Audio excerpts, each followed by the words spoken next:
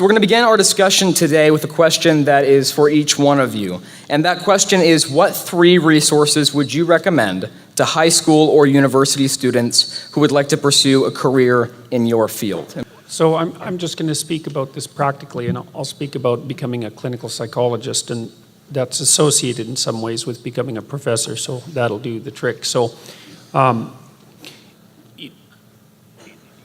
you have to take a bachelor's degree, likely in a science-oriented field.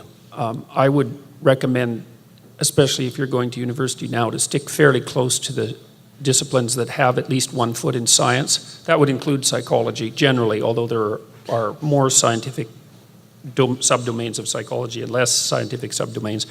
If the people that you are being educated by have to know something about the brain or about biology, it tends to discipline them quite nicely, and so that keeps them from falling too far astray into the more cult-like elements of the modern university.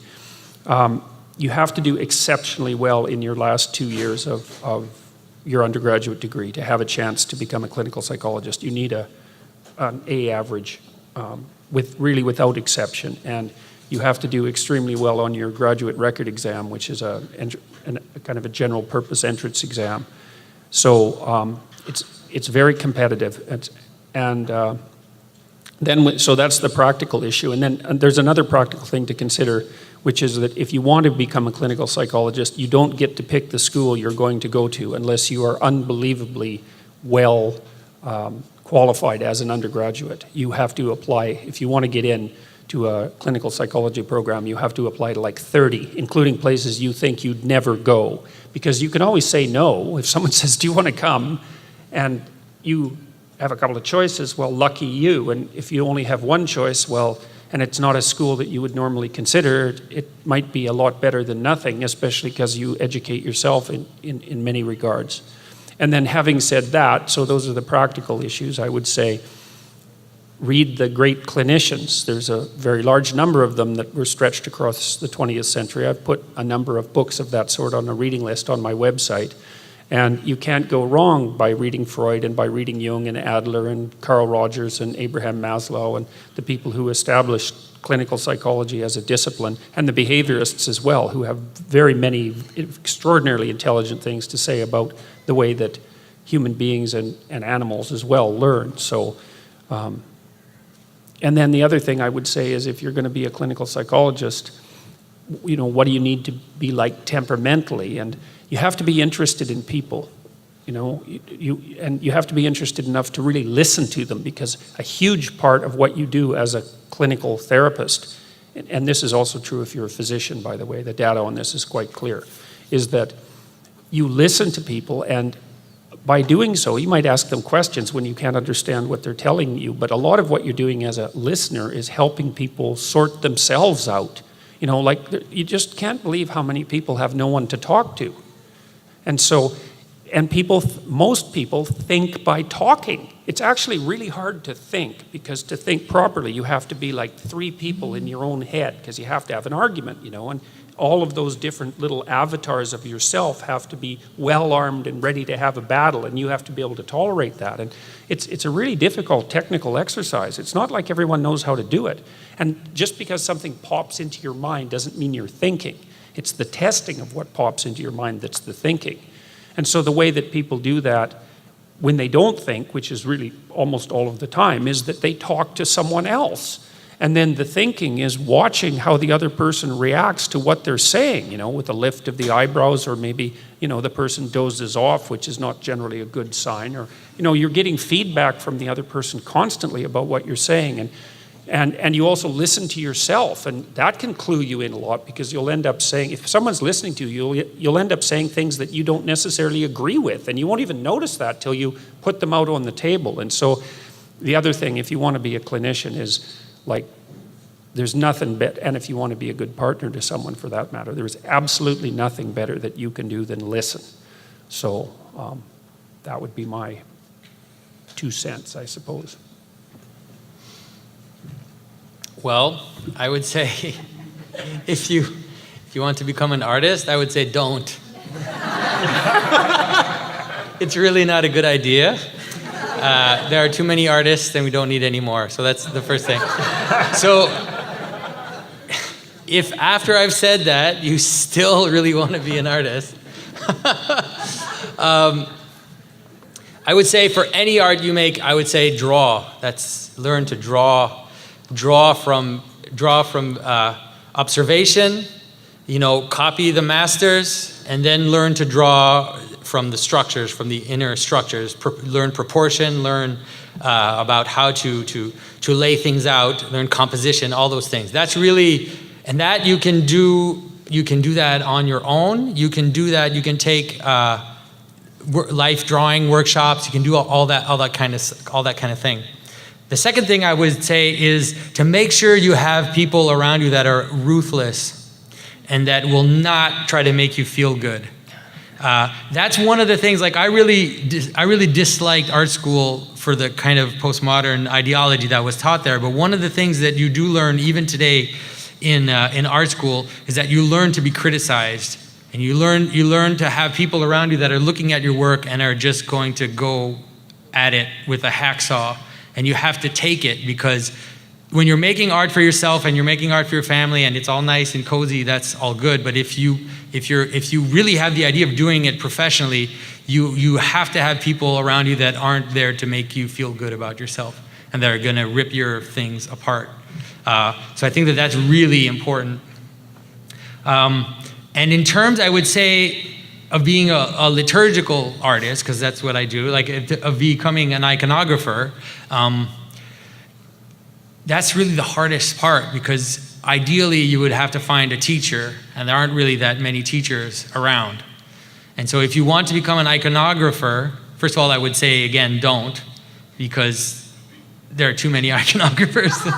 It's the same thing. But if you really want to do it, I would say, you need to find a teacher. If you can't find a teacher, luckily online now there are people, like I was lucky, I didn't have a teacher. And when I started to learn to carve, I told you that story yesterday. I was lucky to have some really good icon carvers that were willing to be ruthless with me and just look at my things and just hack at it and take it down so that I would become better.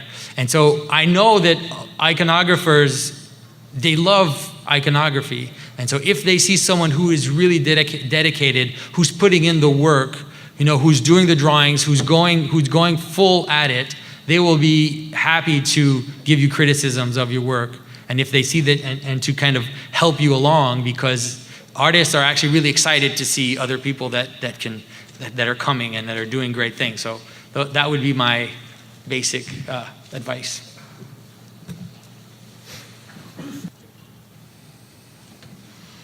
Dr. Peterson, this next question is for you. Is deconstructionism and gender theory the final phase of the iconoclasm heresy? I don't know if I understand that question well enough to answer it, to tell you the truth. Because I don't know enough about the iconoclasm heresy. So, can you define it? He didn't write the question. Do you want me to define it? So that's very similar. Okay. Let Jonathan answer. So the iconoclastic controversy was a moment in the time of the church where they began to doubt whether or not it was possible to represent Christ in an image. And the idea, of course, is going back to the Old Testament, that this idea of a transcendent God, which you can't represent. And the final argument given by the church is that, no, indeed, when God becomes man, when God takes an image, then we represent him as man in that image. And it's become this notion that God manifests himself, through image and in the world it has become the cornerstone of Christian tradition, and kind of like the final, when they said that, they called it the last ecumenical council. It's like the last moment where the whole church agreed on something, was that the images were going to be part of the church. It was like a seal that said, yes, God does manifest himself in the world, and those things can be encountered and engaged with. And so I think that the person asking that question is asking whether or not the postmodernism is a continuation of this idea of iconoclasm, where forms, where structures, where images cannot contain sparks of divinity, can't contain actual meaning. So how do you think that's related to the idea of gender studies, let's say? Well, Or gender maybe I should answer the transformation? question. Well, maybe you should. Yeah, it sounds like it. So far, you're doing a pretty good job. The problem with the new gender theory, it does indeed have to do with iconoclastic controversy, because the idea is that there is no relationship between, let's say, there is no necessary relationship between, let's say, the idea of male and the manifestation of masculinity. And so they're divided. And so you could either see that either as an iconoclast, as a continuation of the iconoclastic controversy, which in a way is really a pursuing of the Gnostic heresy, which is to believe that what's really important is what's these abstract things, ideas up there, and the world, there is no direct connection between the two. And so with that thinking, you can say, well, masculinity is just an idea, and so if you want to be masculine, you can. There is no necessary connection between, let's say, your body and masculinity. They're separate. Okay, and so the people who are promoting this theory describe people who believe, the scientists, for example, who believe in a direct connection between that as biological essentialists, Yeah. and they regard that as a form of intellectual fascism. Right. Right, okay, so that's how that's reflected in the secular world. Yeah. And postmodernism has that as well. It's the idea that all forms are equal. Like any form will do, right? And so you can make a painting of the most insane thing, and it's equal to, an icon of Christ, because there is no necessary hierarchy. There is no necessary relationship in form between the ideas and their manifestation. Whereas the liturgical idea and the traditional Christian idea is that liturgy is that Christian life is the union of those two things together, and that appears as the cross. It doesn't mean it appears only as this glorious golden thing. It does, but it also appears as a dying. So it's not. There's an aspect which is true in that when the divine appears in the world, it can appear as sacrifice, so that the form can be sacrificed, then to be resurrected in a glorious form, whatever that means. But there is a relationship, I think, between iconoclasm, let's say, and the postmodernism. It's like it's mostly a neo-Gnosticism, I think. It's probably the better way to see it, is that this idea that we're spirits, and our bodies don't matter, and we can kind of make our bodies fit whatever imaginary spirit that we have, but that's not the image of the person in the Christian tradition. The idea of the person is really this union of heaven and earth into a being. Yeah, so just a bit of comment on that is like one of the things that has, I would say, astounded me to some degree about the idea of the divinity of the body is that seems to be an idea that's very hard for modern materialists who maybe have a spiritual bent to accept. They tend to think of the soul as something that's completely disembodied. And the problem with that is that it doesn't address the problem precisely, because the problem, it makes the body into a problem that has to be solved without having a body, and that's actually not much of a solution. It's actually a denial of the utility or the divinity of the body. And so that's another danger in separating the spiritual too much from the ideational too much from its embodiment. It's an escape from the embodiment or an escape from incarnation. It's something like that. Yeah. And that might be equivalent to the denial of biological reality, something like that. So anyways, definitely Jonathan could answer that question better. So in that answer, though, both of you discussed the concept of postmodernism. And so any of you could speak on this topic, but would you say that there is any hope for postmodernism? Well, there's something right about it. What's correct is that there is a very large number of ways of interpreting any small set of phenomena. And it's actually in some ways a testament to the possibility that's embodied even in a determinate actuality. Like, I mean, this is a water bottle, but it could be a rather ineffectual weapon. You know, like there's all sorts of possibility in every situation, and the postmodernists made that diagnosis correctly in some sense, and it was discovered at the same time in all sorts of other fields. So, I mean, the people who were first building artificial intelligence systems, who were influenced by the behaviorists, more or less thought of the world as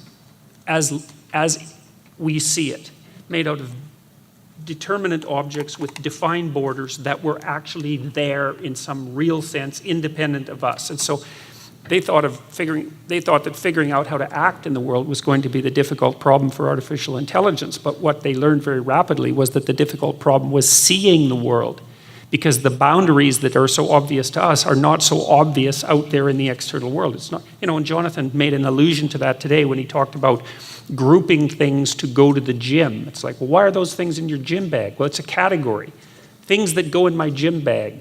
Well, what kind of category is that? Well, it's defined by embodied purpose. And this is actually quite well understood in cognitive psychology. So, for example, there's a guy named Gerd Gigerenzer who's quite a brilliant psychologist, and he talked about our ability to generate categories on the fly, and his favorite example is things to take out of your apartment when it's on fire, right? And, you know, while you think about the things you take out, they bear no objective similarity to one another, right? They're united by something like purpose. And so the postmodernist claim is that there's a very wide variety of ways to interpret the world, and that turns out to be exactly right in a very, very deep sense. But where they go wrong, and completely and utterly wrong, is to assume then, and Jonathan also alluded to this, that all the solutions to the problem of perception are equally valid. And that's just wrong. And the way they gerrymander that is, in a sense, by denying the reality of the objective world. Because, you know, so there's lots of ways of looking at this situation, but there are only a set number of ways that will get me through that door without causing conflict with all of you. You know, like if I walked to that door and I just pushed you all out of the way or hit you, then the probability that's one way of getting out, you know, it really is. And it's one of the many ways I could get out of here. But the problem is that you would likely object to that.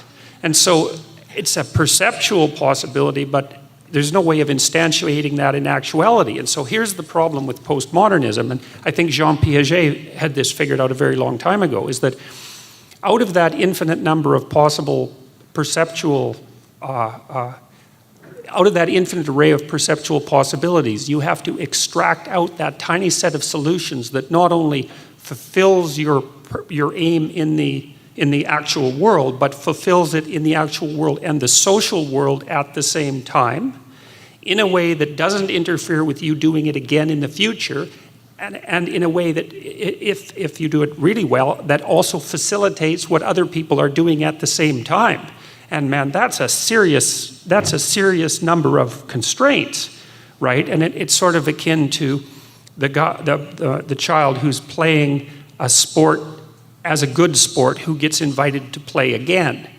And so you have to organize your behavior as a consequence of your perception so that it actually not only lays itself out in the world in the manner that you intend and desire, but so that it does it in a manner that everyone else is happy with and that propagates itself properly across time as you play iterated games.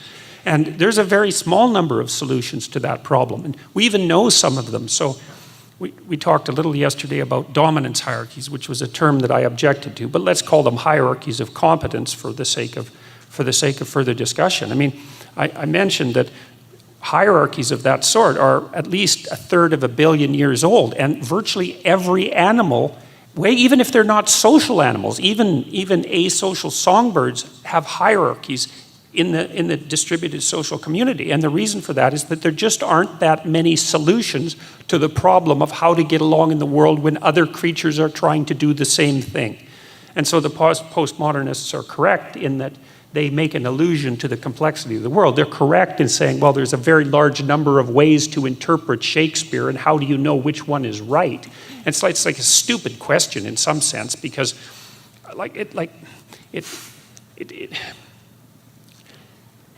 interpretations of Shakespeare that get you killed aren't practical. There's a simple way of talking about it, you know.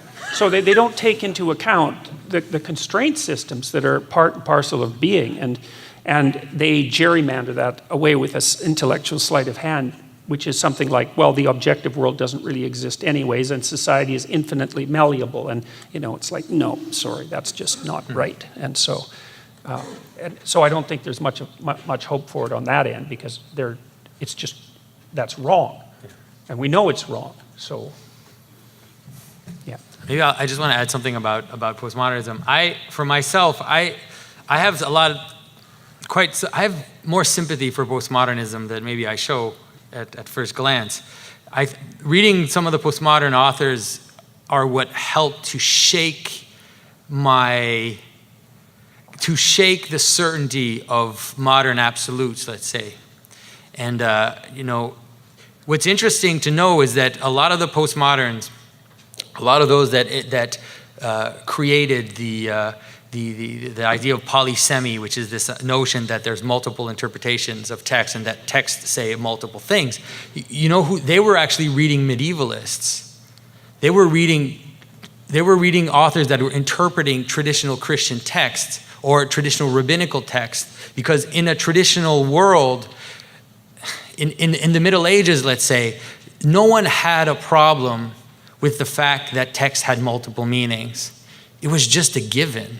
Everybody knew that the text had multiple meanings. Everybody knew that the Bible had multiple meanings, that the myths had multiple meanings, that you know, the different traditions had multiple meanings. It was not a problem. The problem is when there's no hierarchy. And so the medieval Christians, they would say that texts have multiple meanings, but then they would immediately structure those multiple meanings into a hierarchy. Metaphysical meaning, spiritual meaning, social meaning, personal meaning. And then those would be lined up. So then you see a structure in a text, you can apply it at different levels of reality. So what the postmoderns did is they just took the polysemy and they got rid of the hierarchy. And then they started to show that there are patterns in the text which are not there at first glance. If you look into it, these other patterns emerge, and it's often these counter patterns, because if you say something, you're always secretly saying the opposite. You have to. There's no way around that, because to declare something is to secretly declare its opposite as a buffer. So if you want, and that's what the postmoderns do, is they go into the text and they find that line of opposite, the string of things that show the counter text, and they bring it up and they flip the world upside down, and they say, well, why don't we put the counter text on top, let's say, and say they can make text say the opposite of what we always have thought that they would say. And it's possible to do that, and sometimes it's actually perfectly coherent, but what they're missing is exactly what Jordan is saying, is that the counter text is a marginal thing, and it's a marginal thing for a reason, for all the reasons that I talked about, let's say, today, or that I've talked in my other talks about. The margin has a function, and it has to be on the edges of our perception. If you put it in the middle, the world falls apart. So there's something valuable. I read Jacques Derrida. I read Jacques Derrida quite a bit when I was in college, and I realized that if you read Jacques Derrida, you can actually just tap him back, and he flips back on his feet. You can do the same thing that he does to the text, you can do to him. You can use his arguments, and you can just twist them so that a traditional world comes back into being. That's really the postmodernism. If you can do that, and what's happening is what's happening right now is exactly that. What we talked about yesterday. This whole idea of these gestures that are acting as a kind of double turn, where the clowns are bringing the world back on their feet. We're seeing it happen before our very eyes. So I would say everybody pay attention. It's going to be a very interesting time for the next few years, because you're going to see a lot of things come back even in a traditional way. You're going to see it happen, and it's going to be these wild people like Jordan who are going to. Sorry, you're not that wild. It's okay. It's okay. But it's going to be these outliers who are going to act as it's the wheel of fate turns upside down, and then it comes back, and it's, It's going to happen. Well, you really So- see that with Milo Yiannopoulos. I mean, like, what the hell is up with him? I mean, he's an impossible person fundamentally. Well, there's an article he did an interview for this super liberal Catholic. I don't know a lot about the Catholic politics, okay? But he did an interview with this extremely liberal Catholic magazine, and they thought they were going to get what they wanted from him, right? They thought they were going to get exactly what they wanted from him, so they did this long interview, and then they didn't publish it. Because the whole interview, he criticizes homosexuality during the whole interview. And so they just didn't publish it. Because it was like, how does that work? How does that doesn't make any sense. Anyways, so yeah. Who thought, I joke, this is really a joke, but my constant joke is that I never thought the end of the world would be so funny.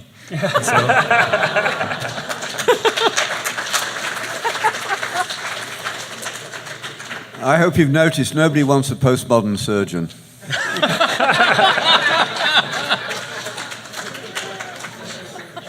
In The Varieties of Religious Experience, William James spoke of the religious temperament.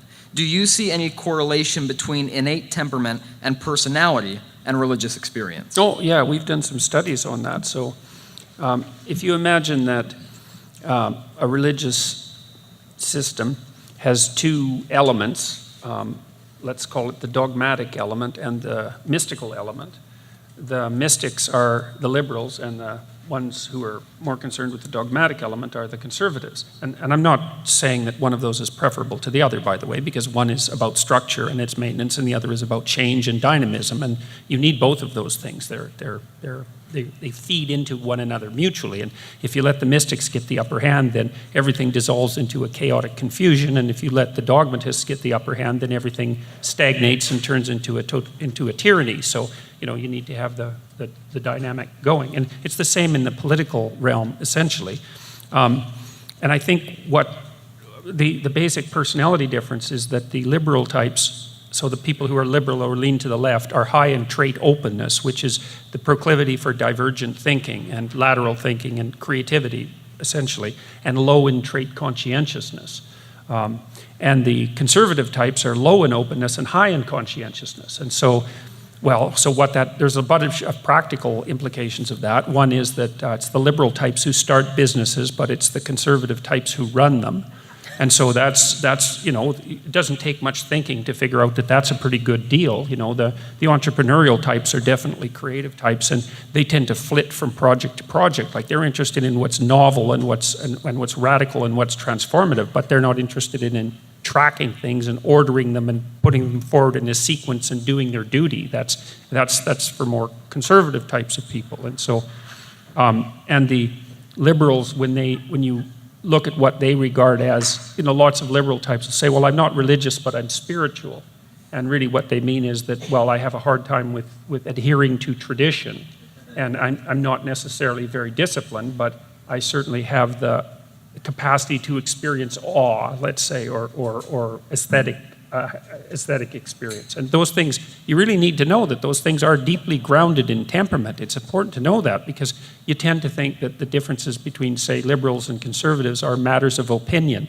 But they're not. They're deeper than that by a lot. They're really differences in the manner in which the world presents itself to them, because the very template that governs their perceptions is not the same, and it's deep. These are very, very deep differences. They're neurological differences. They're characterological differences, and there's also all those different personalities have their niches as well. So they're necessary, and part of the way that, here's another way of looking at it, is that liberals don't like borders and conservatives do. And it's not just borders between states or countries, it's borders, period. The liberals think, geez, we shouldn't have borders between things because that delimits them, and which does. And the conservatives say, no, we need to have borders between things because that keeps them properly separate and distinct. It's like, well, the problem is that both of those are right.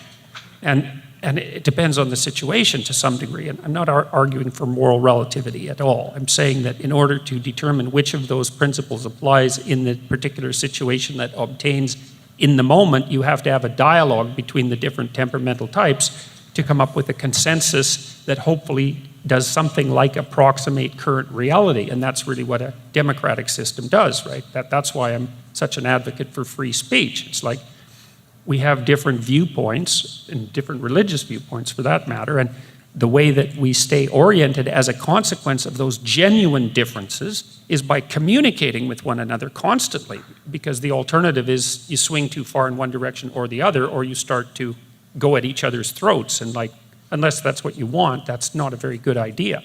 So speaking of the importance of communicating with each other, one of the ways that obviously one does that is through art. And Mr. Pageau, that is your specialty. So this next question is for you as well as Dr. Peterson or others.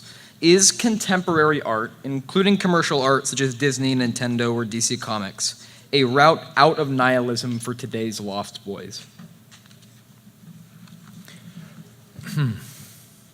Well, that's one of the bets that I started making, especially with these YouTube videos that I've been doing, is that there's an interesting thing that's happened, like let's say since the 90s, maybe more explicitly. It started happening before that, but there's been a deliberate attempt to include within popular culture religious and mythological motifs, and it's really deliberate. It comes through Joseph Campbell a lot, but then other ideas, and it's a practical thing. Like for them it's a practical thing. They realize, oh, there are these stories, these patterns that underlie our experience. If we put them in the stories, people will come see them, we make a lot of money, everybody's happy, right? So it's not like they're wanting to create illumined beings, let's say, but there is this growing tendency to put those in there.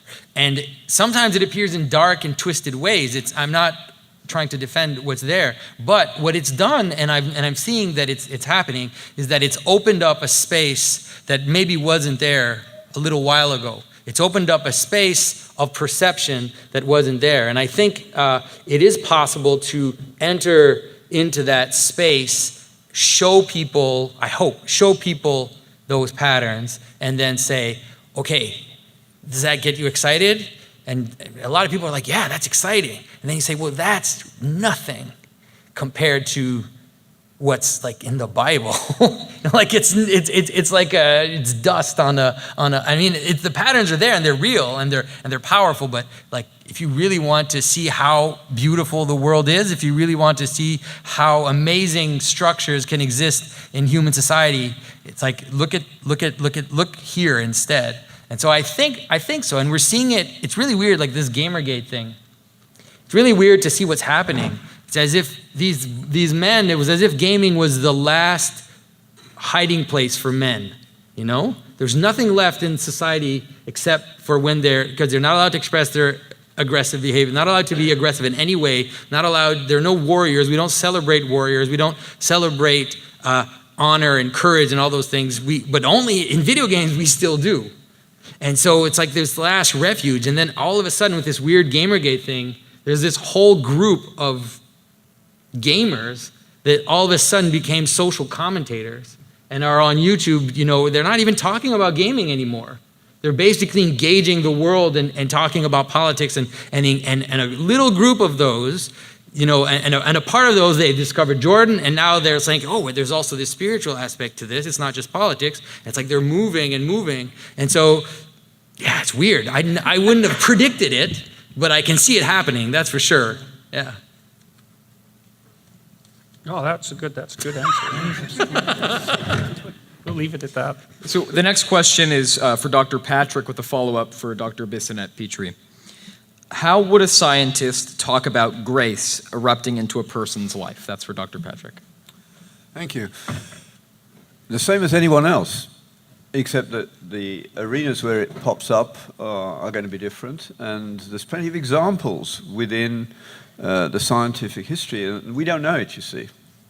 I mentioned this morning very briefly that both Einstein and Kepler and the guy in this city who picked up the double reading frame, they all insisted they didn't work that out, they saw it.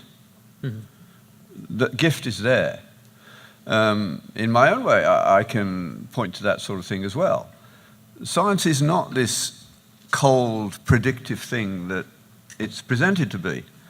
There's a huge amount of intuition involved in it. I mean, at any given time, there are hundreds of thousands of experiments you could do. The art form of science is to do the right experiment at the right time. And I say to Christians, we've got to start on that one. Pray about what you do next. That's worth praying about. And it also changes the way that you look at things, Grace appears. On my CV, there's one paper that, I'm 20 years out from publishing. I get emails every week about work I did 20 years ago. It's very, very rare in science. And one of them ought to have my mother's name on it. It saved a lot of lives over the years. And I don't understand it to this day. I went to Jamaica to try and understand malnourished children, and I'd been fortunate to invent a new technique so that I could get at cells and look at the behavior of one of the major transport systems, the sodium pump. And because the problem with a malnourished child is not that it's sick, but that it's alive. It ought to be dead. All our standards, that child ought to have died months ago, but it's not. It's alive.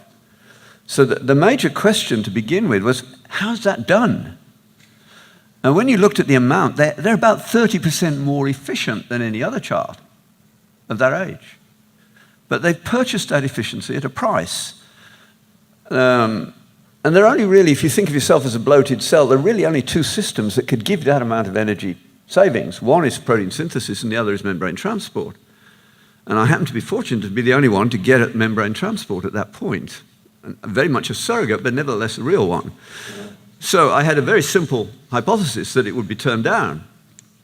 And after about a year or so, I managed to get enough studies done that it was worth looking at the data. And sure enough, I was right. But when I looked at the data, and I still plotted data by hand, people lose a lot by sticking the data in a computer and having a printout. Things happen in your head when you do it by hand. So when you're doing something new, it's good to do it by hand. And there were about 5 outliers. Now, they were well over 5 standard deviations from the others.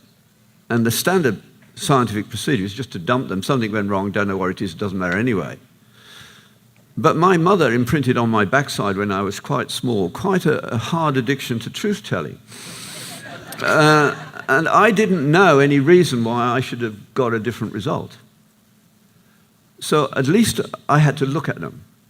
Now, by this time, we got to the stage where we were saving almost every child that we got through the first 12 hours. But there were a little group of about 5% that died later when we tried to feed them, and we had no idea why. They died very quickly, and we had no clue. And lo and behold, when I went and got out the notes of these outliers, they were the children who died later. And to cut a long story short, that led to an intuition about how you might treat that, and it worked. Most people would never have looked at that data. I only looked at it because of all that history behind me. And that's the way it works. I mean, things go on for years and years and years, and then somebody realizes. I mean, we first had microscopic looks at bacteria in the late, 1600s, early 1700s. And yet we didn't get to microbes in medicine until 1860. Why did we spend 150 years not doing anything about it? Because we were locked in a mindset that medicine was about letting blood out and making you puke or squat, that was it. And doctors made money, so why would they change it? That's the way it is. The world doesn't work in this cold, predictive way. There's all sorts of things going on that you need to be willing to be humble about. You learn that particularly in Africa. I mustn't start on that. So, Dr. Bissonnette-Petrie, the follow-up to that question about grace for you is grace something like the right brain being granted re-entry after a prolonged exile? Oh, yeah, probably. That's one way to look at it. Grace is the way in which heaven and earth are come together, and that's through the divine Spirit of God. And the divine Spirit of God dwells within the human person, And it's like ripples that we have no idea how the presence of the divine within our being is affecting other people. I mean, we do know that the presence of the divine is transforming us into virtues. We can look at that and we can see that, we can reflect on that. We can look at other people and we can see that they're moving towards virtues. And then we have to say that, well, where did these virtues come from? Well, the person was working very hard on themselves but there's another level of it, and that is that we have an infinite effect upon other people. And the presence of the divine has an enormous effect for the good. The opposite is true also.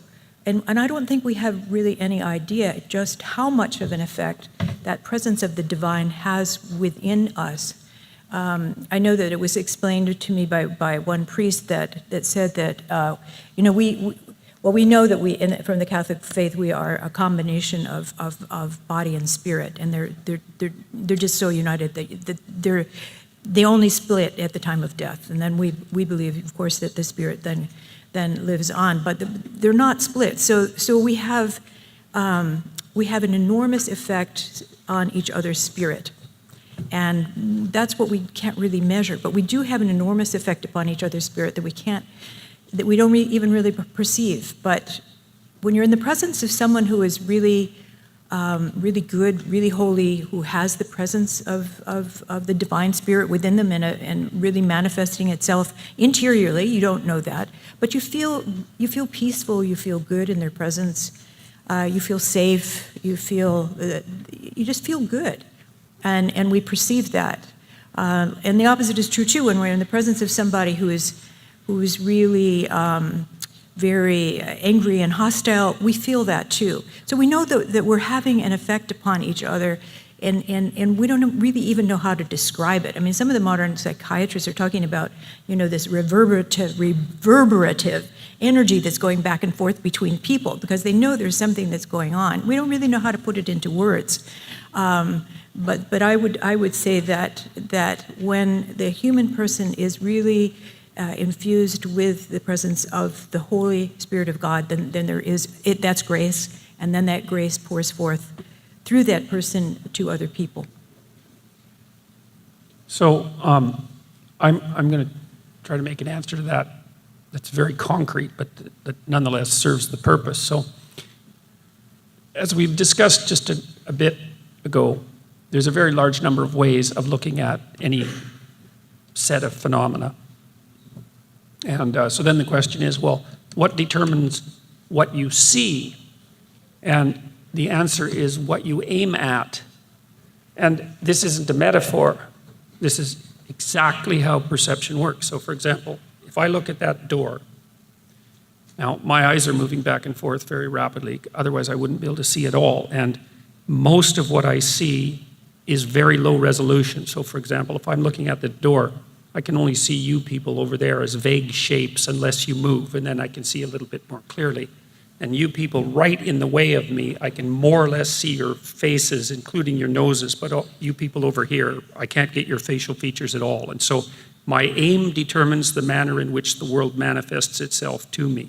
And there's almost nothing that you can understand that's more important than that. And so now then you got to think about that, because then you got to think about, well, what are you aiming at exactly? Now imagine you're a scientist and you're looking at a set of data, and the data can be handled in very many ways. And like statistics isn't this process whereby you feed in a bunch of numbers and you get out an answer. Like that's not how statistics works. It's more like a set of surgical tools where you're cutting apart something insanely complex, and if you're very fortunate, you might find something. And so statistical analysis is actually dependent on a very large number of ethical decisions, like maybe 1,000 ethical decisions or 10,000 ethical decisions. And how you make those decisions determines in no small part what answer is going to reveal itself. So for example, let's say you're really career-oriented and you have an experiment that you really want to publish because it'll move your career ahead, and the data is a bit sketchy and you have to make some decisions about outliers. That might be a good example, or about which statistical technique you're going to use, or which part of the story about the experiment you're going to tell, because you're not going to tell the whole story because you can't write 1,000 pages. You have to condense it, eh? And so it's kind of a post hoc story, and you try to make that represent the truth, but then the question is, what's the truth? Now, if you're the sort of scientist, say, that has decided that the truth is going to rule above all, including your career's aims, then you're going to come up with whole different experiments and interpretations than someone who's like 30% admixture of insane careerist and 20% narcissist and maybe 10% truth seeker, and everything is like that, hey? So then imagine that you live inside a hierarchy of values that determine your aim, and you do. That's how it works. Because, if you stop a kid at university and you say, well, why are you in this class? Well, they'll say, well, I need to, they might say I'm interested in it, but they might say, well, I need this class to, why are you studying? Well, I need to get a good grade. And why do you need a good grade? Well, because if I don't get a good grade, then I won't get my degree. And well, why do you want your degree? Well, I want my degree because I need to have a job. And then you ask them, well, why do you have a job? And then they have some rationale about the job. And then you ask them why they believe in that rationale. And like about 4 questions in, they're annoyed at you because they're out of answers. But the thing is that every single thing you do is nested within a hierarchy of morality.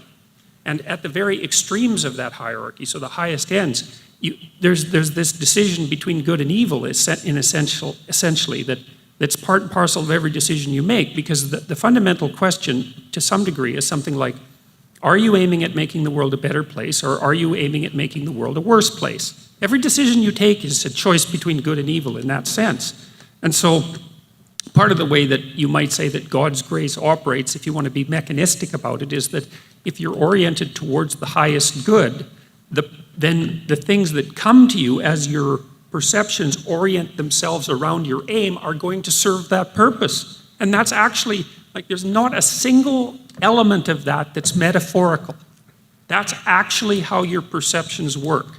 And then your motivations and your emotions line up around that, and so do your actions. And so it is the case that the manner in which the world presents itself to you depends on your ethical aim. That's how it works. And so if you're really trying to make the world a better place, let's say, and the more deeply that's the case, then the more likely it is that the manner in which you might traverse that pathway is going to reveal itself out of the infinite number of possibilities that are arrayed in front of you. So it's very, very, like we actually really understand how this works. And it's not metaphorical. It's not even, in some sense, it's not even spiritual. It's just actually real. And maybe that's the best of all possible worlds when that's the case. So, here's an example, and then I'll be quiet about this question. Let's say you're having a dispute with your wife. It's like, what do you want out of that dispute? You want to win? Well, then she loses. Well, then you have a loser on your hands, and maybe you want to be married to a loser. Maybe that's part of what you're aiming at, because then you get to be the good person in the relationship, and she gets to be the bad person. And well, then you can have all the joys of martyrdom. That's pretty entertaining, and you've got moral virtue at your fingertips, because if you defeat her 100 times in a row, then she's going to be bitter and hate you, and then you can really play the martyr and be the superior person. And all of that's going on when you have the discussion.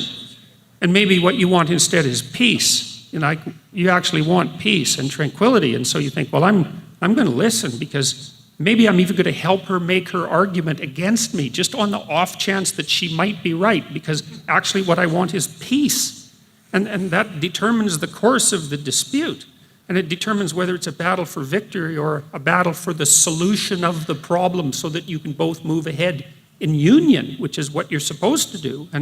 And that's another example of how your ethical aim determines the manner in which the world reveals itself and unfolds itself. And none of this is metaphor, and none of this is, it's absolutely concrete reality. It's how it works. It's how we perceive. And Well, so there, the grace of God is manifest when you aim at the highest possible good. It's like aiming at the cross on the church that Jonathan talked about today. You have to be oriented all the time to creating the sort of world that you would want to bring into being. You have to decide what sort of world that would be. And then everything falls into alignment behind that, either for good or for evil. And Can I make a follow-up comment? I should have done this before. Grace in a slightly different way. Some years ago, I had a call from a professor in Minnesota, and he said, I want you to write down your faith story. To which I replied, no, I don't do that. And he said, why? I said, I'm not interested in a sentimental project. And then he made me explain. He said, look, how soon do you teach? And I said, never before 4th year. Why would I? He said, you ought to. I didn't. But the point of the matter is for you who send your children or your grandchildren to university, especially in a research university, they're not going to meet a tenured professor in the first 2 or 3 years in most cases. They'll be taught by people much lower down the order. And he said, that means they won't hear a positive comment about Christianity from their teacher, from the lectern, because if you declare yourself to be a Christian in a Western university, you lower your chances of getting tenure dramatically. So he said, I'm trying to find tenured professors who've done something that people know about and getting them to write their faith stories down. And in the end, I did. And he published a book with 22 professors in. It's called Professors Who Believe. I think it's still in print, published by IVP. I was worried about it, but when I got it, I couldn't put it down because it really was grace. I think my favorite one, I've forgotten his name at the moment, he was a biophysicist at Princeton, a geophysicist at Princeton, and he was a complete naturalist. He worked hard at his work, and he was a scientist first, second, third, and fourth. And he used to go in on Sunday morning, because it was the only time when there weren't graduate students around, to wreck his work. But then he got the Augustine syndrome. You all know the end of the first paragraph of the Confessions. Our hearts are restless until they find their rest in thee. He had the restless heart. He couldn't settle down. So he started going to Princeton Chapel, where there are a few vestiges of liturgy remaining, but enough for a smart man to realize that there's something here that I don't know about, and perhaps I should. And after a few weeks, a woman was preaching one Sunday morning, and she said, you guys out there in the congregation, you only respect the opinion of other people with respect to your work. Probably only 10 people in the world you care about. But when it comes to Christianity, your knowledge is roughly at kindergarten level. And he was smart enough to say, my goodness, she's right. I've never even read the Bible. And he says, so I started to read it. And he doesn't tell you anymore because he doesn't know what happened to him in a way that he can describe. And yet his life was picked up and turned around and faced in the opposite direction. Grace like that happens. And I love it. It's the one thing that really gets to me in this world as I travel.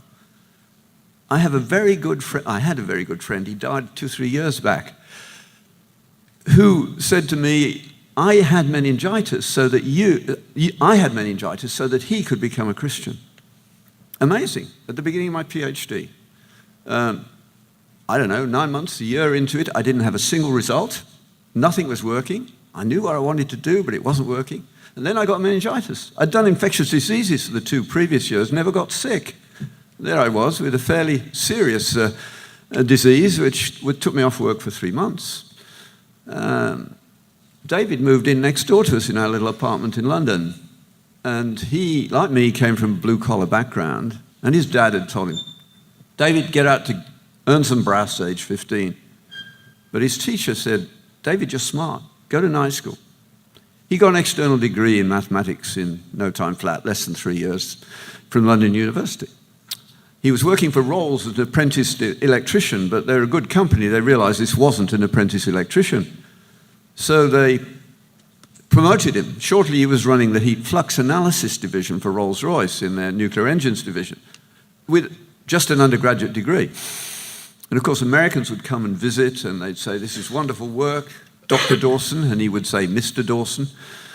Rolls were embarrassed. They said, please get a PhD. We'll pay for it. And he said, what the hell do I want a PhD for? I have to teach those guys what to do. And he wouldn't do it.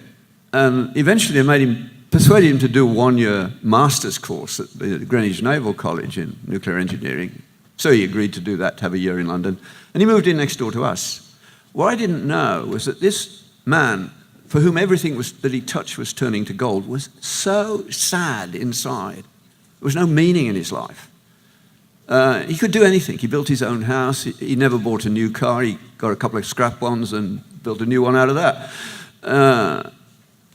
The course was boring him, so he came home early, and we started playing chess in the garden.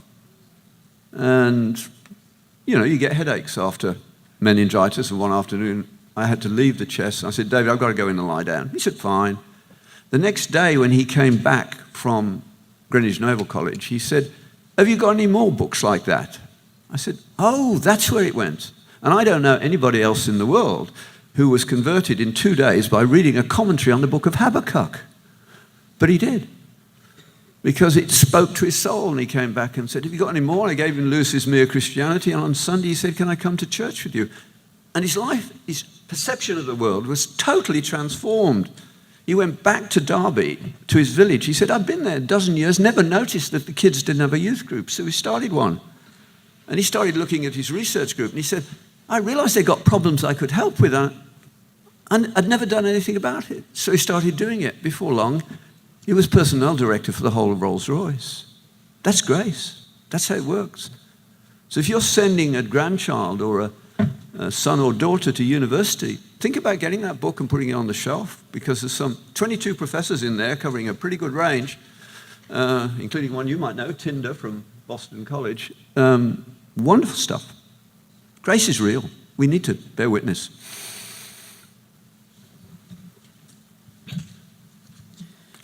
So for Jonathan, just a moment ago in his answer, Dr. Peterson used the analogy of a pathway. And that was an analogy that you also used this morning, and you opened your lecture with it.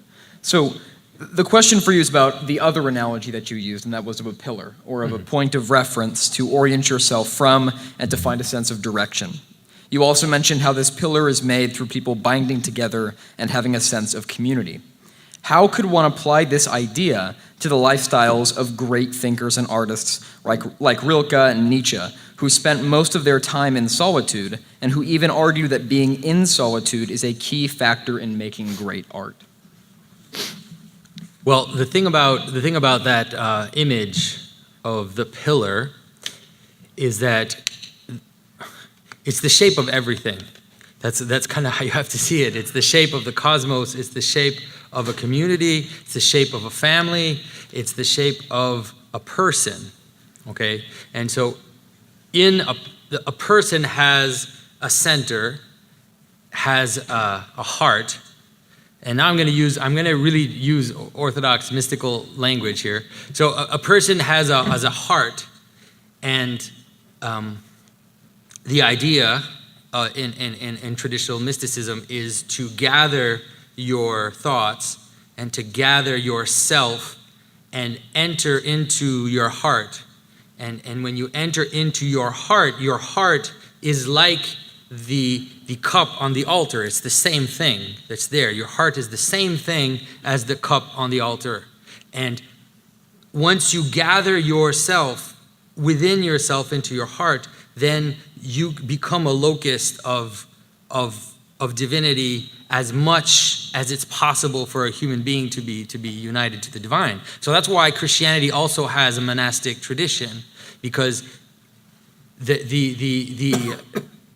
same reality that, let's say, a normal Catholic or a normal Orthodox or a normal Christian community would encounter, the anchorite will go through that very in his cave on his own. It is a possibility. But the idea is that even if someone is alone and is doing that I don't know. I'm not, by the way, this is not experience. This is all theory. I haven't done this. But if you read the Fathers and if you read the Philokalia and if you read the mystical teachings, what they tell you is that once you enter into the heart, you find the whole universe is there and the whole church is there as well. And so even though that monk is alone in their cave and is spending their whole day in meditation and prayer, once they enter into that divine spark, that is in the center of themselves, they find that they're in communion with the entire universe, and they're in communion with the entire church at the same time.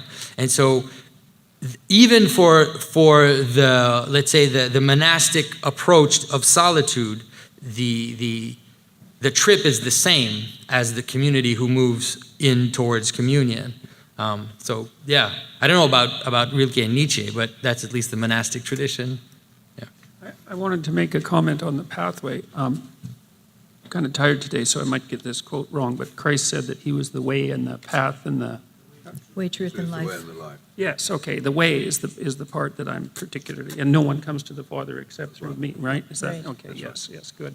So when I use this idea of the path, and people are path-taking creatures. That's what we're like. We're directional creatures. And so the question is, like, if you're walking out of the door, well, why are you walking out of the door? And I'm re-emphasizing this idea of this nested sequence of hierarchical values. Like, are you going, what's your purpose in going out through the door? What are you going to do out there? And that purpose can imbue, like if the purpose is the highest of purposes, then that purpose imbues everything you do with divine significance. And that's actually correct. I mean, and I'm not, like, I try not to be metaphysical about things if I can possibly avoid it, because it adds a level of complexity that isn't strictly necessary. Well, I know, but I'm not denying that at all, but it helps to make things simple as well, and it is the case that you have a reason for walking out the door. The question is, what's the reason? And, you might say, well, it's a jumble of reasons, some positive or negative. Well, that's true, because you're not this united thing that Jonathan was talking about, right?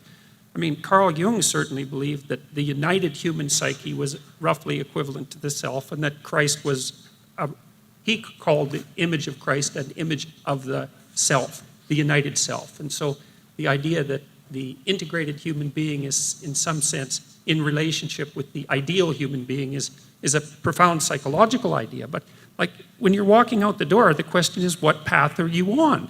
And that is actually the question. It's like you have mixed motives, let's say. Some of you is dark and some of you is light.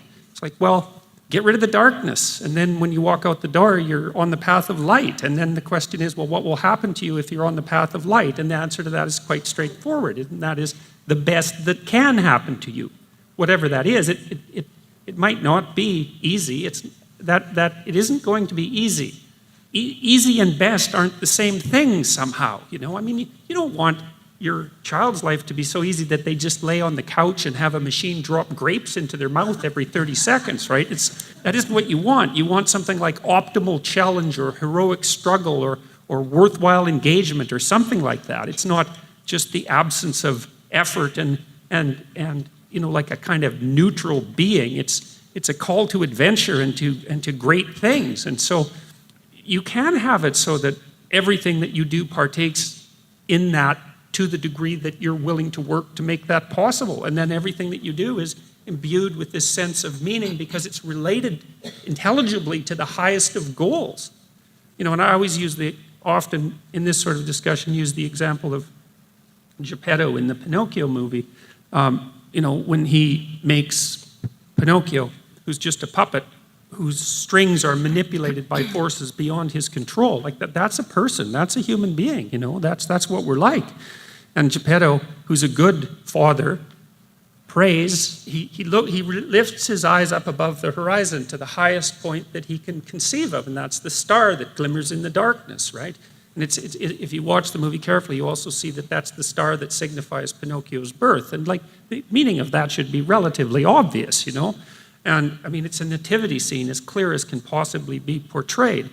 And Geppetto lifts his eyes up above the daily concerns and aims at the highest good that he can conceive, and then wishes for that for his puppet. Then that's what starts the transformative process that turns the puppet into a real human being. And really that's what you're trying to do in your life and with the people that you love. It's like, okay, well, sit and meditate and think, okay, well, what's the highest possible good that I could aim at? It's like, well, I'd like my life to be in order, and then I'd like it to be in order so that everyone else's life is in order. Maybe even the people that I consider enemies, maybe even their life could be in order if I lived my life properly. And then And you don't know that that's not possible. Maybe you're terrified that it is possible.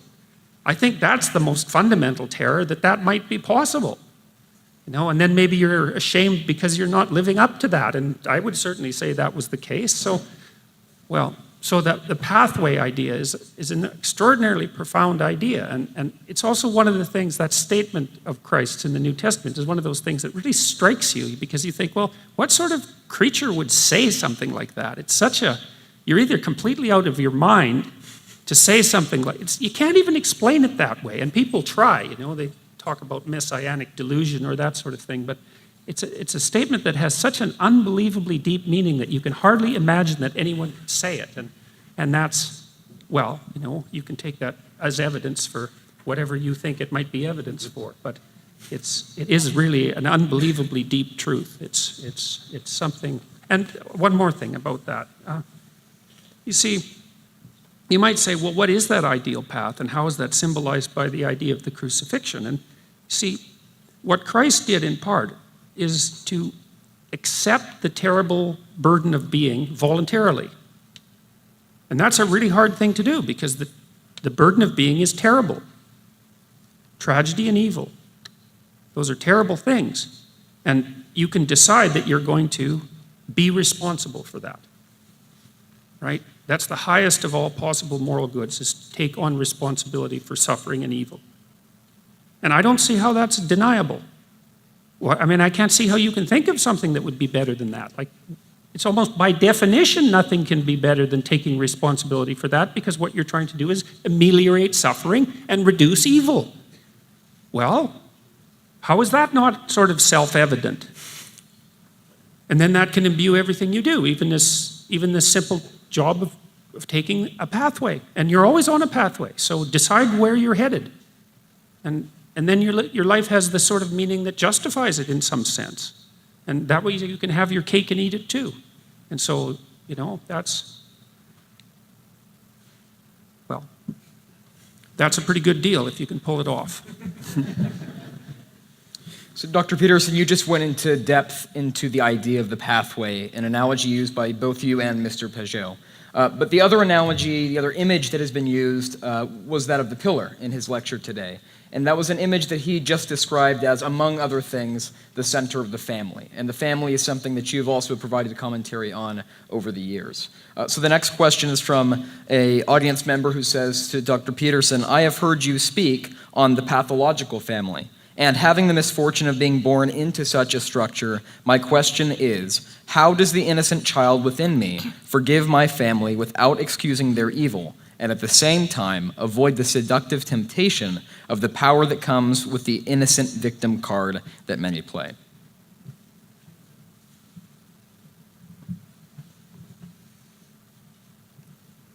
Well, I think more importantly, in some sense, than forgiveness is a very complicated thing, because you just don't distribute that randomly. Like, there are preconditions that are, as far as I can tell, that have to be in place before you can forgive someone. If someone has done something terrible to you, and you don't want to carry that as a burden any more than is necessary, because it just propagates it in your own life, right? So there's a psychological necessity to forgive, in that you need to move beyond that, right? But for someone to be forgiven, I believe they have to have recognized what it is that they've done, and then they have to repent, which is to say that they know it's wrong, and then that they have to change their actions so that they won't do it again, because otherwise there isn't much difference between forgiveness and ignoring something terrible that's continuing.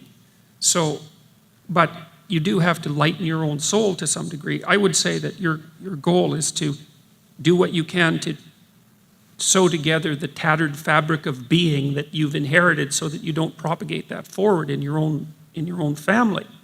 And that is definitely something that people very frequently do, so here's an interesting statistic. So many people who abuse their children were abused as children, okay? And so you might think, well, there's a causal pathway. If you're abused as a child, then you abuse your children. But that's actually not how the statistic works, because if you take the total population of people who were abused as children, most of them do not abuse their children. So you know what I mean? You're looking at it from two different perspectives. If you take only the abusive population, then you can trace it back to childhood abuse. But if you take the entire population who were abused, most of them dampen that down. And you can think about that mathematically very easily, because if it was any other way, you know, let's say a couple has 4 children and abuses them all, and then all 4 of those children have 4 children and abuse them all, and then like in 10 generations, everybody's beat to death all the time. And that isn't what happens. What happens is that it tends to dampen across time, which is nothing short of a miracle. And I've seen lots of people in my clinical practice who had pretty miserable childhoods, you know, where they were punished for their virtues, which is really the way to make someone miserable. If you don't punish someone for doing something wrong, that's amateur stuff.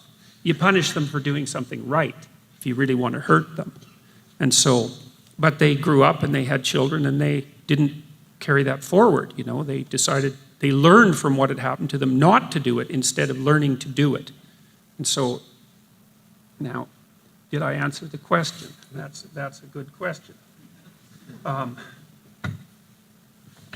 I think what you do is you decide what you want. That's the other thing, is that, you know, you do a decent analysis of what's happened to you and the costs, and maybe you try to figure out what the antecedent elements are so that you can see it from your parents' perspective to the degree that that's possible, and then you relate it to in some way, and someone to talk to that's rather wise can help you with this. You relate it to the suffering and the evil in the world at large, and try not to take it as personally as you might, and then you do what you can to move forward without carrying it in any more burdensome way than you absolutely have to, and you know, and swear in some sense that you won't do the same thing, and that's about the best you can do with a situation like that. So, I'd like to add one thing to that. We say the Lord's Prayer frequently, but we ought to take a little bit more notice of the verse that follows the Lord's Prayer in the Sermon on the Mount, which is, if you do not forgive, you will not be forgiven. The basic thought, I think, is that we are all fallen creatures, and to that degree, we are all capable of any evil that we can imagine. It's only by the grace of God that that is not the case. And so what Christ is doing in the Sermon on the Mount, as I understand it, is he's asking you to develop a way of living day by day, thinking your way through a sequence, which makes you not just a mere believer, but a disciple. And it's incredibly wise. He says, first of all, the first beatitude is, you've got to practice seeing the truth about your own soul. Blessed are the poor in spirit. Because if you get down on your knees and say to God, show me what I look like to you, I guarantee it will never be good news at first sight. We are all in trouble. But Jesus says, the moment you become that honest, you are on the way to the kingdom. He says, you've got it. You don't know it yet, but he knows it because he is the truth. So if you pursue truth, you get to him. But that isn't enough. He says, now you must repent. Blessed are those that mourn, because they are the ones who are comforted. Lewis puts it in the Screw Tape, in Mere Christianity like this. He says, God does not demand repentance of you. Repentance is simply a description of what happens when you come to God. Coming to God is repentance, because he's holy. And that's when you receive comfort. What that does is it changes your approach to life at another level, which is blessed are the meek. The word that's translated meek is used to describe a horse that's been broken in and trained to ride into battle. You are meek when you wake up in the morning and you realize you are forgiven for no reason except grace, and the person who gave that grace is going to ride you into battle today, if you'll let him. Isn't that a wonderful metaphor? And it's so releasing, isn't it? The horse doesn't have to have any big plans for the day. Just obey.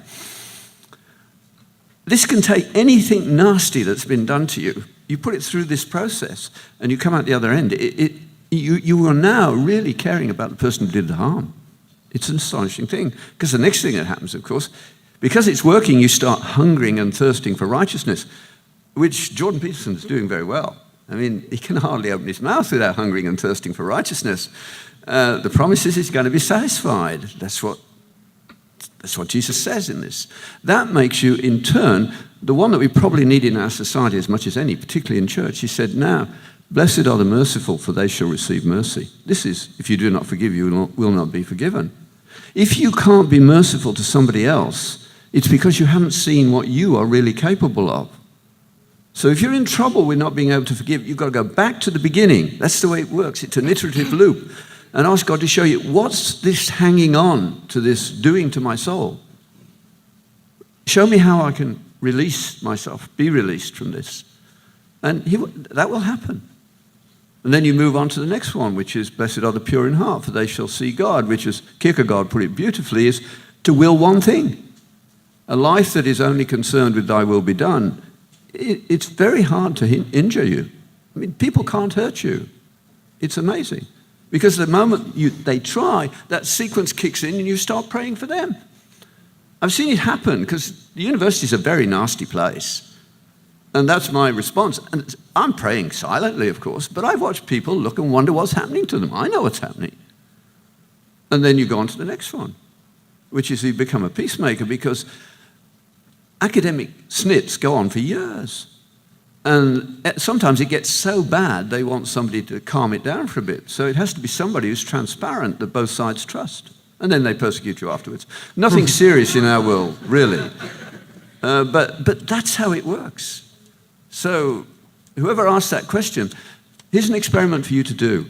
Read the Sermon on the Mount every day for the next month and work your way through that sequence every day. I think you'll be a different person at the end of the month. I have one more comment about that, I guess. I was thinking, there was images running through my mind here during this discussion, and I remembered a trick that my wife and I learned when we were trying to figure out how to settle disputes, you know. And if you're not having a dispute with the person you're living with, you're not living with them, because you're different people and you face very complex situations. And so there has to be disputes, because if there isn't, you're not communicating, right? Because life is very hard and you're not the same. And so then the question is, well, what do you do about a dispute? And while you're tempted to win, as I said earlier, especially when you get angry, because anger wants to defeat, you know, especially if it's not integrated properly. But one of the things we learned to do was to, if we were at loggerheads and we couldn't figure out how to advance, we'd separate and go into different rooms. And then the rule was you had to go in there and, like, I suppose it was a form of meditation. You had to sit there until you thought of something stupid you did within the last 6 months or so that increased the probability that this idiotic fight would occur. And, you know, it's really annoying. I think it's a form of prayer, because it's really annoying because you're just not that bright and you make mistakes all the time. And so if you sit down and you think, okay, how am I stupid? It's like, believe me, you're going to figure out a whole bunch of ways that you're stupid. And one of them will rise up above the rest and it'll say, well, you know, here's something wrong with you that's making this more probable. And then you have to go tell the other person what that is, and they have to do the same thing. And then, you know, you're both humbled by that, I would say, you know, because you're not arrogant enough to think you deserve to win anymore. You think, yeah, well, I'm an idiot, and the other person says, well, hey, I'm also an idiot. And then you think, well, the hostility and the desire for victory goes out of it, and then you can talk again. And then, so with regards to being misused, you know, one of the ways also to get out of that, in some sense, I'm not saying, let's say, not if it's ongoing, because that's a different story, but if it's in the past, I mean, it is really useful. Solzhenitsyn, when he was in the prison camps in Russia, he was having a pretty damn rough time. There's no doubt about that. And I mean, he was there basically because of Stalin and Hitler, roughly speaking. And so he had every reason not to, to feel that he was victimized. And in some sense he was. But what he learned in the prison camp was that he had participated in the process that had imprisoned him. He was a staunch communist at one point in his life, and he was an arrogant intellectual. And he learned often from watching people who had very deep religious convictions, as it turned out, which he didn't have, at least at that time, that it was possible to act honorably, even under very difficult conditions, and that he hadn't done that in many places and times in his life. And so he said he went over his life with a fine-tooth comb and tried to figure out everything that he had done wrong by his own admission, not according to some other person's moral standards, but when he could remember through his life when he decided to do something he knew to be wrong, and then he tried to do everything he could to fix that in the moment, whatever that was. He sort of asked himself in some sense, or maybe he asked his higher self, or I don't care how you think about it precisely, but then he tried to do everything he could to rectify that in the present. And the consequence of that was the writing of the Gulag Archipelago, which basically took an axe to the trunk of the Soviet system. So it was a pretty big deal that he managed this. But the thing is that if you can't really concentrate too much on the evil that other people do to you, because there isn't much that you can do about that in some sense. Like you're not in control of them. But what you are in control of, if you want to be, is the evil that you do to others and to yourself. And then you might say, well, why don't you just concentrate on that? Because you could actually do something about that. And then what you find is that the more you concentrate on that, the stronger you get. And maybe if you get strong enough, then the things that happened to you that weren't so good, you understand them much better and you can forgive them more, and they run off your back like water off a duck's back, and away you go. And that, I mean, the alternative is misery and resentment and hostility and the desire for revenge and all of that. And that's a kind of hell. And that's not, unless that's what you want. Well, people want that. That's the thing, and it's something we can't forget, is that people do want that because they're angry, and they're very angry. They're angry at being, and they're willing to walk down a destructive pathway. That's for sure. And if you can't see that about yourself, then you're not paying attention. So our last question dealt with the topic of the family. And in Dr. Peterson's final answer, he discussed an example of something that he had learned throughout his marriage. Marriage, of course, being the sacramental basis and foundation of the family. The next question is, nowadays, many people are waiting longer to get married and have kids. Do you think this is positive for women, as it allows them to develop more of a sense of self, apart from children, before committing themselves to motherhood? And this is for anybody, but as it is about womanhood, perhaps we'll begin with Dr. Bissonnette-Petrie. Well, there's lots of ways to look at that, and my current bias is that it's not good for women, and it has to do with what is the individual woman's goal. And I believe that most women have a very deep desire that comes not from any conscious part of themselves, but very, very deep, to be a mother. And so it's really in the current culture, which I mentioned in my talk yesterday, that the prior to contraception, there was a very big pool of men and women, and there was one man to one woman, and you had many choices, and you were very likely to meet up with a suitable partner and have a very good marriage. What happened after contraception was that the pool of men and women, which had been one-on-one, one man, one woman, divided into what's called a pleasure pool and a marriage pool. So in the pleasure pool, we all know what that is. You just are not interested in really getting married. You're not interested in having children. You're interested in pleasure and how many women, how many men are in that pleasure pool? It turns out that there's one woman to 6 men. In the marriage pool, those who want to get married, there are 6 women to 1 man. Now, this has created a lot of difficulty for women, because how do they meet and marry a suitable partner? It's more and more difficult. So what we see is that there are fewer and fewer marriages, and there are more and more divorces because people are marrying people that are not suitable to them.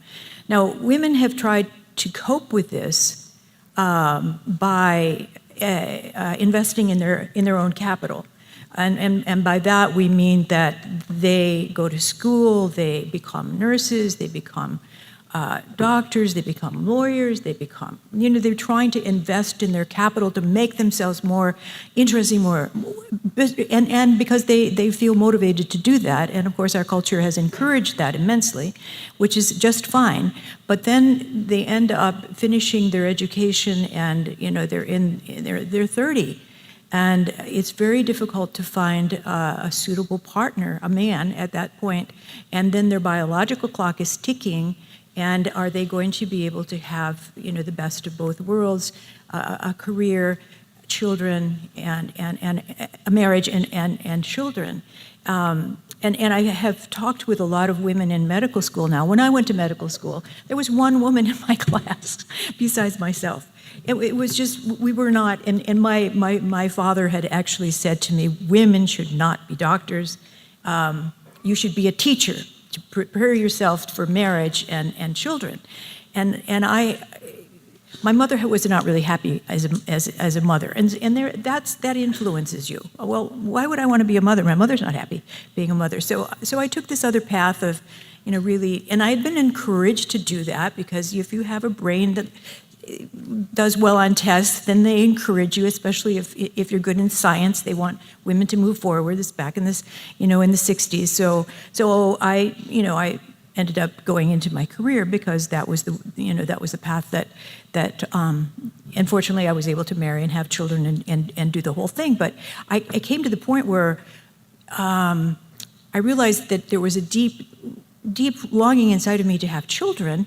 And I was about 27 years old, and I was still in my training because training takes forever. So, we went ahead and had children. And I tell you that I have never experienced the wonder of life until I had a baby. I mean, it was like, this is what I was created for. And I fell in love with that baby like I had never loved any other creature in the whole world. And I thought, why didn't I know this? Why didn't somebody tell me? And it's one of those things that if you grow up with a mother who isn't really happy being a mother, then you just kind of think, well, gee, that's kind of the way it is. But this is the most wonderful experience of my entire life. I don't care about being a doctor anymore. I just want to stay home with this baby. And so I worked everything out because if you're a psychiatrist, when I went into practice, you were able to set your own hours. So I was able to work for 10 hours a week. And then when they went to school, I worked longer. So I was able to work it all out together. But I don't think that women have that privilege, have that many opportunities to do that today, just because the practice of medicine has become so industrialized that you can't be in a private practice and you can't set your own hours. You have to work for an institution that's going to tell you the hours that you're going to work. So I really am concerned about the current situation with women, and there are many women in medical school, and when this is told to them that there are 6 women to 1 man in the marriage, but they all go, yeah. And yeah, we've experienced this. This is reality.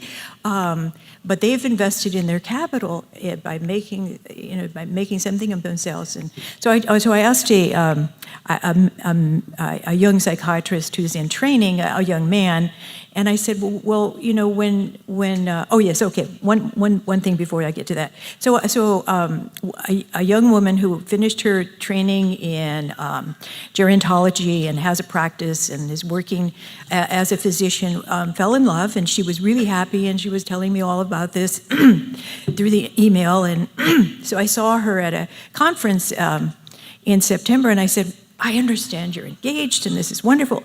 No, we broke up. And I said, well, what happened? And she said, well, he was really a wonderful Catholic man, but he wanted me to stay home with the children. And I just couldn't possibly stay home with the children.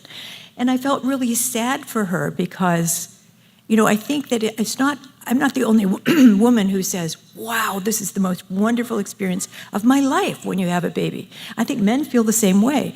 But how do you tell somebody that before they have the experience? And so basically, I just said we really have to try to look at things from many perspectives and try to figure out what your goals are. And I just backed off and because she was really adamant that she was done the right thing, that she's made the decision not to marry this wonderful man because he wanted her to stay home with the children. And of course, you could see it from his perspective. I mean, children do much better if one or the other, the parent, is with them. So, I think that the culture has changed so much that I think it is really important for women to take a look at what the culture is dictating to them. They don't want to, maybe they don't want to stay in the pleasure pool. They want to move into the marriage pool, and women do move into that marriage pool sooner than men. Then how many choices are you going to have? And of course, the younger you are, the more choices you do have. So, and then if you want to have children, you've got to think about that in your biological clock. So, does that answer your question? Well, I'll say something about that. I guess I'm not going to give advice to women because it isn't all that useful to give advice to people, period, because they have to figure out their own pathway. But I do think that one of the things I am not very happy about in relationship to our culture is the way that we think about children and the way they're also represented. And my experience has been that once I had kids, it's like I would rather be with my kids than with any other people. Now, you kind of have to understand kids. If you want to go out to a restaurant with your wife and you have a 2-year-old, it's like you can go out for 45 minutes. That's it, because that's about as long as the kid, even if they're very well behaved, can manage it. So you got to kind of clue in and watch. But it's wonderful to have kids because one of the things they do for you, apart from the fact that they really like you, is that, which is not a trivial thing, man. It's a big deal to have someone want you around that much. I mean, they're really funny. They're ridiculously funny, and comical and amusing, and they're always doing crazy things, and so they're very clowny, and so that's really fun. And the other thing that's really cool about kids is that, as you get older, and we know this neurologically even, you stop seeing the world, and what you do is you see more and more of your memory. So like if I'm walking down the street, I'm 55, like I don't look at houses, I just have an icon of a house in my mind. I've seen like 50,000 houses, I don't have to look at a house, And so I'm sort of walking down the street and it's full of these icons that are drawn from my memory. And there's a deadening that goes along with that because you replace the rich reality of what's in front of you with the simplified representation that's functional. And it's efficient and all that, it really is, but it's not rich. But then when you're around a kid, especially a little kid, well, that just changes because you can see through the kid's eyes, and then all these things that you take for granted get revitalized. It's like living with a little artist, because artists do that for you too. They revitalize your perceptions, and I found being with little kids was just an absolute pleasure. And I mean, you have to have enough sense to discipline them properly, and that's hard for modern people because they're really guilty about.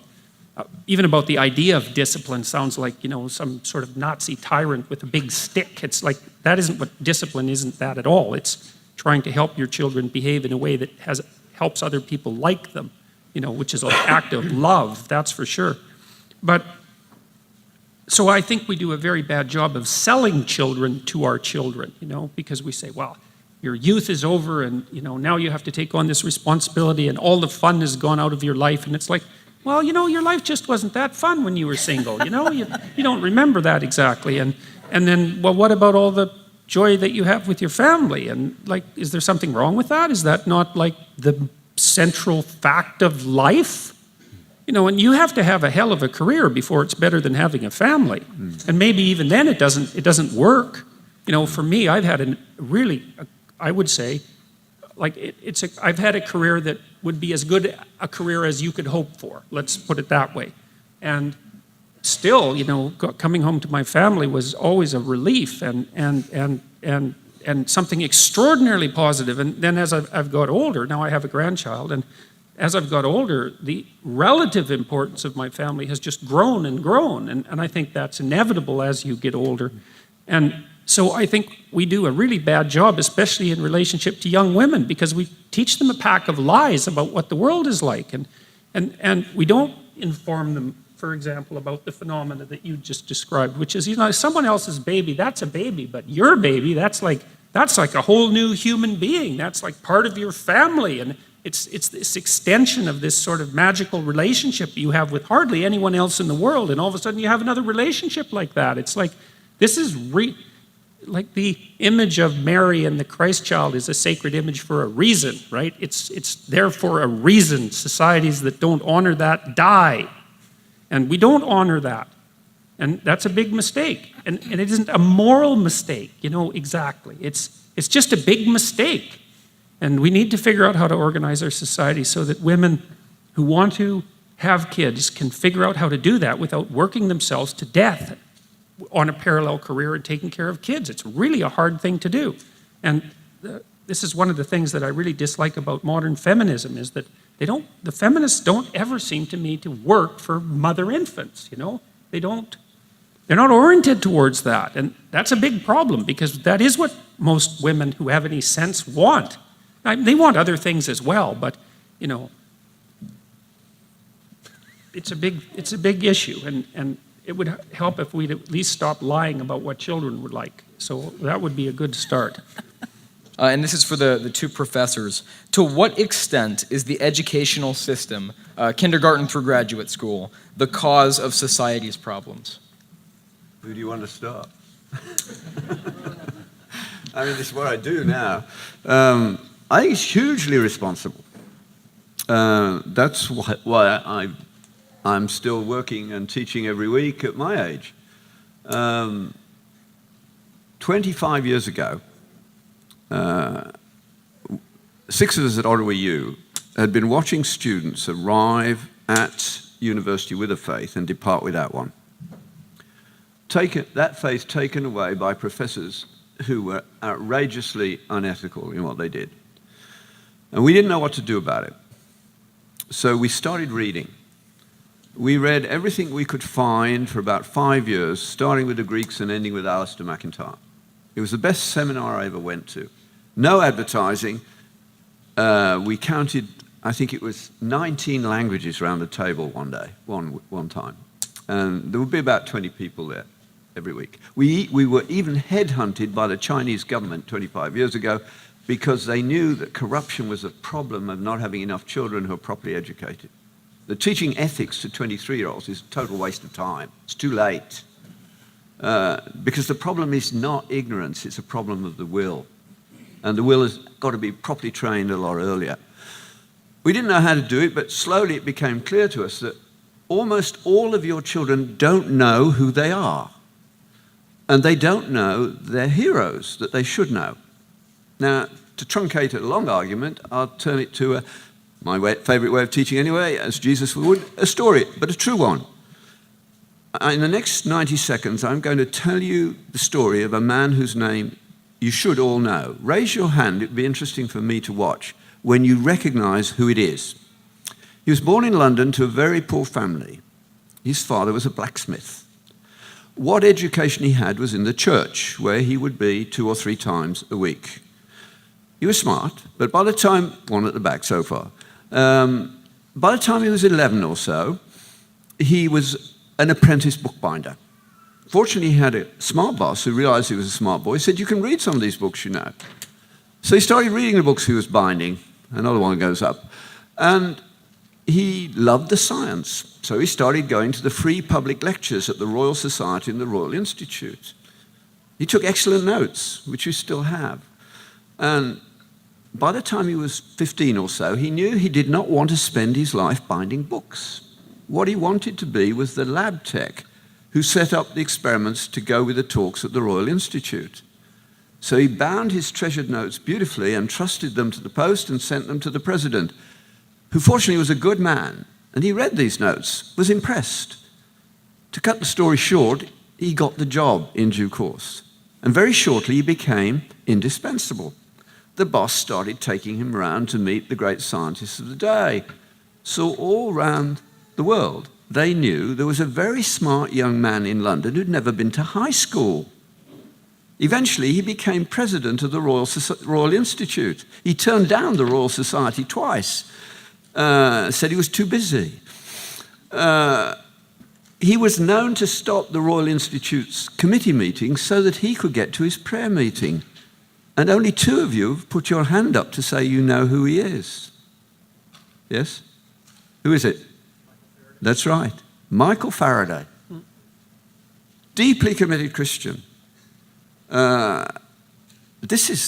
We need to know these things. So when you start teaching this, our students go away, they're proud of our history. We've got nothing to be ashamed of compared to everybody else. We've got everything to be proud of and to emulate if we can. I mean, what have these people got in common? Copernicus, just to take one stream of learning, Copernicus, Galileo, Kepler, Newton, Boyle, Faraday, Clerk Maxwell, Eddington, every single one of them believed seriously. If you take the 17th century, the golden age of science, and take the top 200 scientists, only 3 of them were skeptical. The rest all believed, and 50% of them devoutly.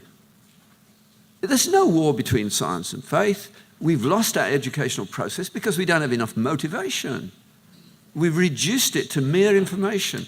T.S. Eliot saw it coming. He wrote in Choruses from the Rock in the 1930s, where is the wisdom we have lost in knowledge? Where is the knowledge we've lost in information? I usually add my own couplet. Information is a medical student, useless. Knowledge is a resident, dangerous. What you want when you die is wisdom. That's a guy who knows that he shouldn't be fiddling with you too much at this stage. But we now pride ourselves in our university of having an information-rich environment. It's wisdom we need.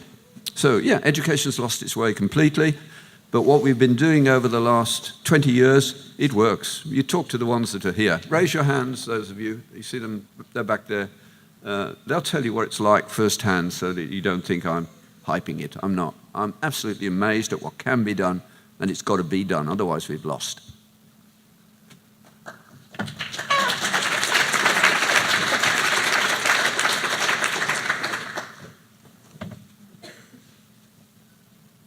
Well, I'm a practical person. I don't teach things that I don't think are useful. And that's not the same as imparting facts, because there's, as the postmodernists point out, there's an infinite number of interpretable facts. And so it's necessary to help people figure out how to apply the facts and to what. And I suppose to some degree that's wisdom. And one thing that I've learned, well, over my entire teaching career, because I've always been teaching that way, but especially in the last year, is that there's an unbelievable hunger for that. It's just absolutely beyond belief. And no wonder, because it doesn't happen, and people don't have direction, and they don't even believe that direction is possible, which is worse than not having direction, right? I mean, that's bad enough, but then to think that direction isn't possible, that's death. And it's wrong. And so I don't know why the humanities precisely have lost their way. I mean, I'm a fan of Nietzsche's ideas on that, that it is associated with the death of God, so to speak. I think that's the correct diagnosis. And, I've spent 30 years, I suppose, delving into deep stories, trying to reestablish something like a foundation, I suppose, for me at least, and then I suppose to people who are listening to me thinking. And well, maybe the time has come for us to work towards transforming our institutions back in the direction of wisdom and characterological development. I mean, that's education, right? Education is the development of character, because character is what you use in life. And again, that's not moralistic hyperbole. It's just the barest statement of the most self-evident fact. Life is difficult, and you better be awake and attentive and tough and courageous and truthful and forthright and articulate to manage it properly, to stop it from turning into hell.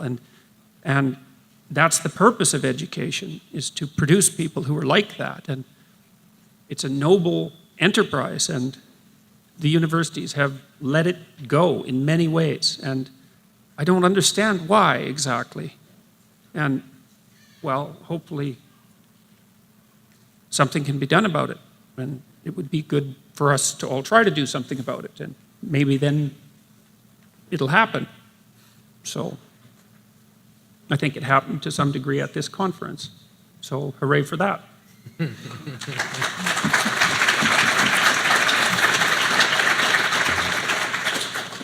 So at this conference, we've certainly gotten a picture how each one of you is trying to use your skills to make the world a better place. With respect to that, in your efforts to do that, to make the world a better place, could you give us a brief snapshot of what's going to be your next step? Perhaps starting with Mr. Pageau. Well, I have to say, I've been taken on a hurricane whirlwind, and it's all his fault, really. I mean, this last year since Jordan, I met Jordan in 2015, so before all of this kind of happened, all of what happened to him, and since we did this little interview, and it wasn't even supposed to be related to what was going on with him. We did this interview online, and then since then things have strangely tumbled for me, and so in one way, it's like I'm amazed and I'm excited and I'm exhausted and I'm just like, okay, what's the next thing? And I just keep going one step at a time.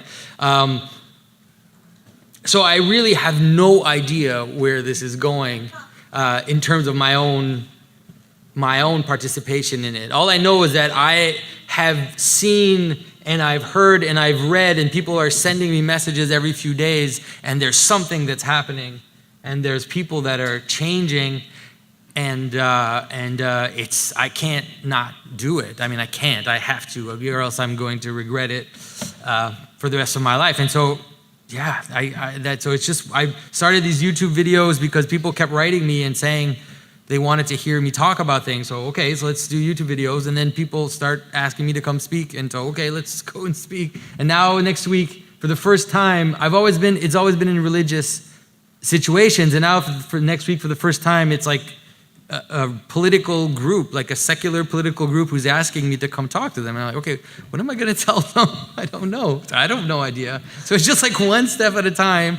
But all I can say is I feel like there is something rising up, that there's something, young men in their 20s, 30s, up to maybe 40, like you said, there is a group of them that are waking up and starting to ask the right questions and moving in the right directions. And all I hope for is that there's going to be a sufficient mass of those so that when things start getting really wacky, there'll be some anchor and that can hold the center and that can give us hope for something better to come out of this. So that's all I can say.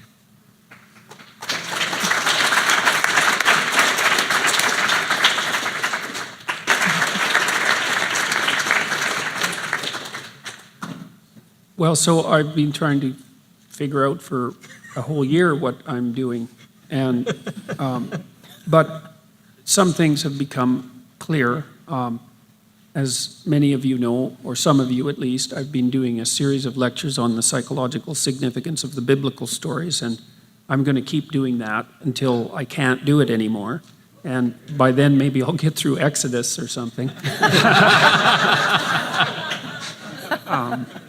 And I'm learning a tremendous amount doing that, and it's stretching me, it's stretching my intellectual horizons constantly, and having the deadlines in place is very useful for that. And so there's something about that seems to be of fundamental import, and so I'm going to do that. And then I have a book coming out in January called 12 Rules for Life, and my publicist says I have to tell you that it's available on Amazon, so you can go.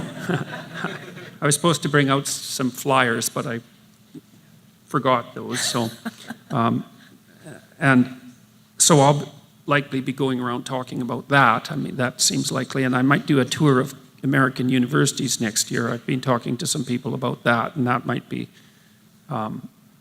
ridiculously amusing and entertaining. And so I'm thinking about that. And then I've talked about an online university, and that's a tougher one. That's a major league project, and I'm not sure I'm up to it. Maybe if my health has been somewhat shaky over the last while, though it seems to be improving. If that improves and I have the normal levels of energy that I have, then I can probably manage that. I've talked to lots of people in Silicon Valley already about how something like that might be structured, and I have a plan sort of laid out in my mind that I've talked about with a number of people. And so that would be really exciting, because I think that it might be possible to give people a very high quality humanities education and also teach them to write and also teach them to speak online for very little money and in a very efficient way. And so that would be, I've learned how powerful the online video technology is, right? It's a Copernican or who invented the Gutenberg. It's a Gutenberg revolution. It's a second Gutenberg revolution, and we certainly aren't taking advantage of the technology to the degree that will be possible. So that would be really something exciting to do. And and then, as Jonathan pointed out, when things change around you in a tumultuous way and in a chaotic way, which has certainly been the condition of my life for the last year, you also just sort of keep up with what happens day to day. And people write me and they ask me to do this and that, and I try to figure out what I should be doing, and then I go do it. And I do pay a lot of attention to each day, and I guess it's a way of managing this, and so I'm going to continue to do that. And my wife helps me she's here with me, Tammy, and she helps me very much with that, and so it's useful for everyone to know that. But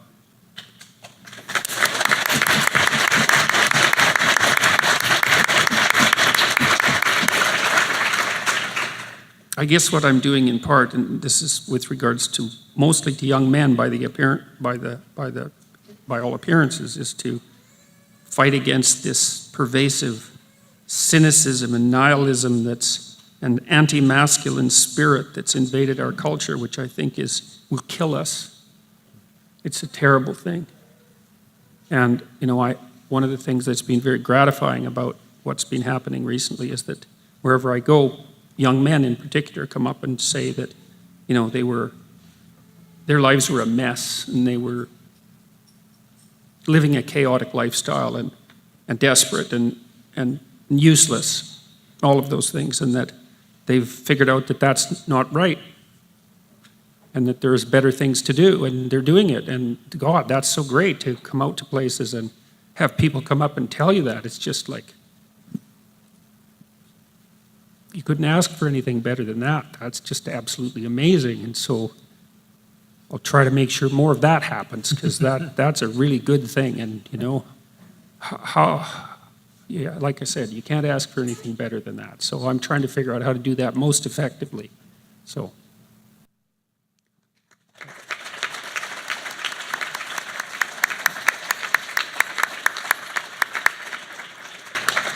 Thank you all for sharing your experiences with us. Ladies and gentlemen, please join me in thanking the panel for their answers.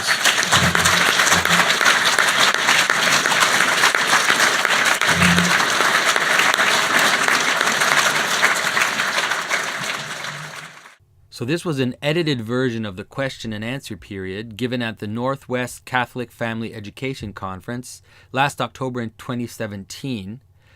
I edited the question and answers based mostly on the questions that were asked of Jordan Peterson and I, because I know my viewers, that's what they're mostly interested in. But I'm also going to post the full question and answers. I'll put a link to that at the end of the video and also in the links.